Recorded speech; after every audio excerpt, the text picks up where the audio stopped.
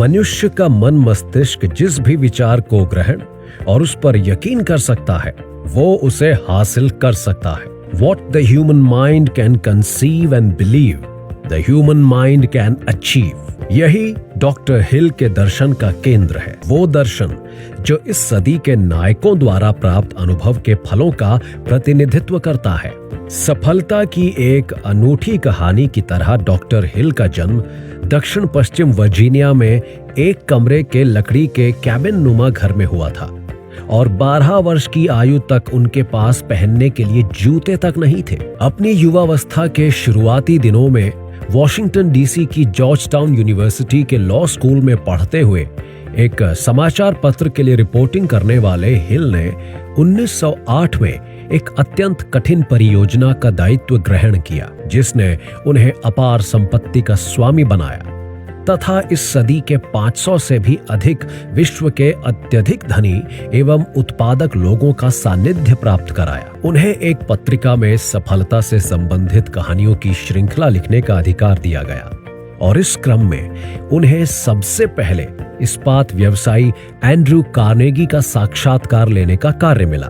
Carnegie के साथ प्रस्तावित 3 घंटे का साक्षात्कार 3 दिन और 3 रात तक चलता रहा। उस रईस उद्योगपति ने युवा पत्रकार को अपने इस विचार से रोमांचित और उत्साहित कर दिया कि वो सफलता के उन सिद्धांतों को लेकर एक दर्शन तैयार करे जिन्हें स्वयं कार्नेगी ने अकूत संपत्ति बनाने के लिए उपयोग किया था। इस थका देने वाले साक्षात्कार के अंत में कार्नेगी ने हिल से पूछा कि क्या वो किसी व्यक्ति की सफलता को निर्धारित करने वाली प्रेरक शक्तियों और छिपे हुए तत्वों को उजागर और परिभाषित करने के लिए अपने जीवन के 20 वर्ष समर्पित करने के लिए तैयार हैं? कार्नेगी के पूछने के 29 सेकेंड में ही डॉक्टर हिल ने सहमति दे दी। जैसे जैसे वर्ष बीतते गए डॉक्टर हिल ने Carnegie, Thomas A Edison, Henry Ford, James J Hill, Theodore Roosevelt, William Jennings Bryan, John D Rockefeller, F.W..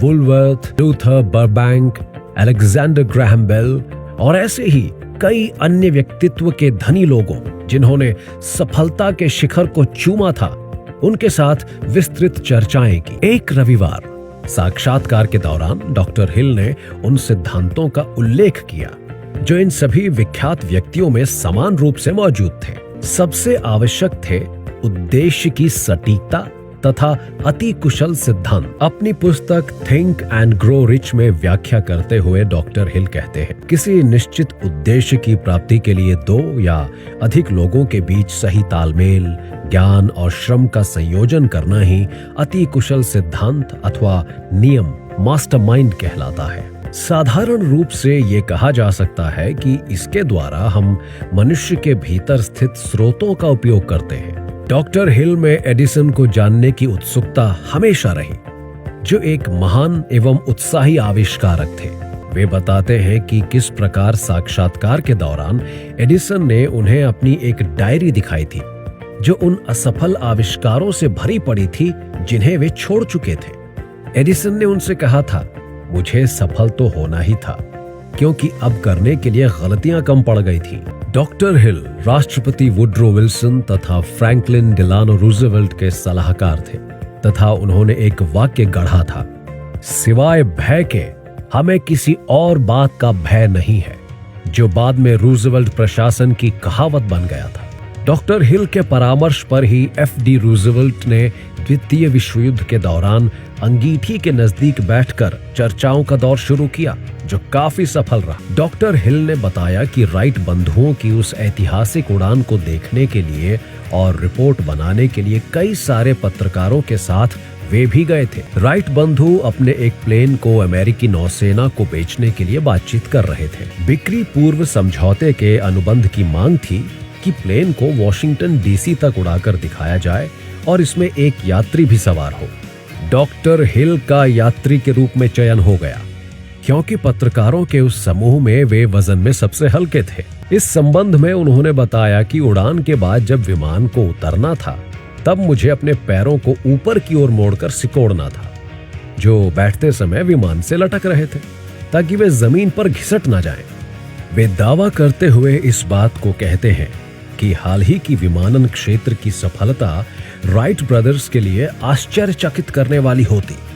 वो तो केवल एक ऐसी फ्लाइंग मशीन बनाना चाहते थे जो कुछ दूरी उड़कर तय कर सके और 2-3 यात्रियों को ले जा सके। वर्तमान में डॉक्टर हिल की रुचि इस बात में है कि वे अपने दर्शन को कारागारों तक विस्तार कर दें, और उन्होंने इसे विस्मृत एवं आशाविहीन लोगों के बीच पहुंचाकर दिखाया, जिसे वे अपने समक्ष सबसे बड़ी चुनौती के रूप में पाते थे।